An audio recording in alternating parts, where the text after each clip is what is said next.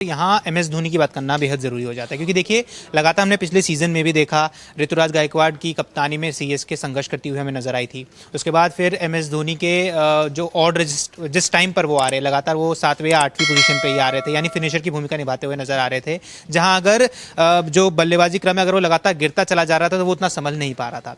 इस सीज़न में भी ये सवाल उठ रहे हैं क्या वो अपना जो वो ऑर्डर है वो ऊपर को उठाएंगे या वही 7वें 8वें पोजीशन पे आते हुए नजर आने वाले? देखिए, अब जिस तरह की क्रिकेट हो गई है और जितना क्रिकेट पूरे साल चलती है उसके हिसाब से शायद बहुत ज़्यादा जो एमएस धोनी है वो जो फ़ैन फॉलोइंग लेके चल रहे हैं उसकी वजह से टीम के साथ ज़्यादा दिखते हैं मुझे। अगर बिना एमएस धोनी के भी ये टीम उतनी कंप्लीट दिखती है आपको कि बहुत मिस नहीं करेंगे। आपको MS Dhoni as a captain आप एक बार मिस कर सकते हैं, लेकिन MS Dhoni as a batter, क्योंकि बहुत फायर पावर है इस टीम में। आप देखेंगे तो डेवॉल ब्रेविस के साथ में जब आप जाएंगे उसके साथ में आपके पास शुरुआत से ही अगर आप देखें तो संजू सैमसन, आयुष मात्रे दिखेंगे, फिर ऋतुराज गायकवाड़ हैं, डेवॉल ब्रेविस हैं, तो वो सारे जो खिलाड़ी हैं आपको एक लंबा बैटिंग लाइनअप देते हैं और वहाँ पर आपको बहुत दिक्कत नहीं आने वाली। फिर शिवम दुबे हैं आपके लिए फिनिश करने के लिए, और उसके बाद प्रशांत वीर को आपने इतने महंगे उससे ख़रीदा है तो, और कार्तिक शर्मा को जो आपने ख़रीदा है, तो दोनों खिलाड़ी आपको वहाँ पर दिखाई देंगे। तो वो दोनों ही खिलाड़ी बहुत विस्फोटक रहे हैं और प्रशांत वीर आपको लेफ्ट हैंड स्पिन का भी ऑप्शन देते हैं। तो वहाँ से आपको उन खिलाड़ियों को जिस पर आपने इतना पैसा लगाया है और जिनमें आप भविष्य देख रहे हैं उन्हें अगर आपको मौका देना है तो अगर आप उनको 8 नंबर 9 नंबर पर खिलाएंगे तो बहुत मतलब बनेगा नहीं। हाँ, ये ज़रूर है कि प्रशांत वीर आपको नीचे दिखेंगे, लेकिन आपको कार्तिक शर्मा थोड़ा ऊपर दिखाई दे सकते हैं।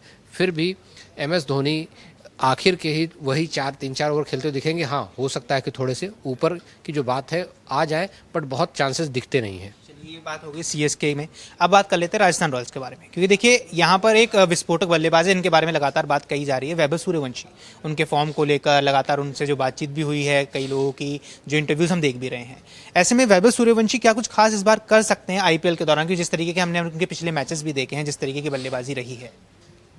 नहीं, देखिए, जो जिस तरह की फॉर्म वो लेकर आ रहे हैं उससे उनसे उम्मीदें तो बहुत सारी होंगी, क्योंकि आपने आईपीएल इतिहास की दूसरी सबसे तेज शतक लगाया, सबसे तेज शतकों में से जब यहाँ पर लगाए हैं, उसके साथ में आपने वो इम्पैक्ट, ऐसा नहीं है कि उस फॉर्म को आप वहीं छोड़ के चले आए, उसके बाद भी जो आप इंडिया ए के लिए भी खेले हों, चाहे आप बिहार के लिए खेले हों, चाहे फिर अंडर-19 वर्ल्ड कप में खेले, तो हर जगह पर वो फायर पावर दिखाई दी उनकी। तो वैभव सूर्यवंशी एक एक्स फैक्टर हो सकते हैं इस टीम के लिए, और जिस गति से वो रन बनाते हैं और जब तक वो रहते हैं, आप अगर अंडर-19 वर्ल्ड कप को आपने फॉलो किया हो तो आप देखेंगे कि जब तक वो रह रहे थे तब तक जो भारतीय टीम का रन रेट होता था वो, और उनके आउट होने के बाद जो भारतीय टीम का रन रेट रहता था वो, उसमें कम से कम 2 से 3 रनों का अंतर हो जाता था। तो वो कितना इम्पैक्ट क्रिएट कर रहे थे उस टूर्नामेंट में वो दिख रहा था। वहाँ पर आप ये ज़रूर कहेंगे कि हो सकता है भाई कि वो बॉलिंग स्टैंडर्ड थोड़े से, क्योंकि अंडर-19 वर्ल्ड कप है तो थोड़ा सा कम रहा होगा, लेकिन जो बड़े मंच है उस पर उन्होंने खुद को साबित किया है, और साबित किस तरह से किया आपने पिछले आईपीएल में देखा है। उसके साथ में आप जो पूरा डोमेस्टिक सीजन हुआ उसमें बिहार की टीम के लिए भी जब जब खेले हैं, चाहे वो 4 दिवसीय क्रिकेट खेला हो, वहाँ भी उनका स्ट्राइक रेट 100 के ऊपर ही रहा। तो वो दिखाता है कि वो किस तरह कितने विस्फोटक हो सकते हैं। तो वहाँ पर उनकी चर्चा ज़रूर है, खूब है। अब उस चर्चा और उसको जो एक उम्मीदें हैं उसको कैसे आगे लेकर जाएंगे वो एक बड़ा सवाल ज़रूर होगा, क्योंकि बहुत युवा हैं और इस तरह के उसमें इन चीज़ों को हैंडल करना वो भी एक बहुत अहम चीज़ होगी उनके लिए। अगर आप ये वीडियो YouTube पर देख रहे हैं तो हमारे चैनल को सब्सक्राइब कर बेल आइकन दबाएं, और Facebook पर देख रहे हैं तो हमारे पेज को लाइक करें।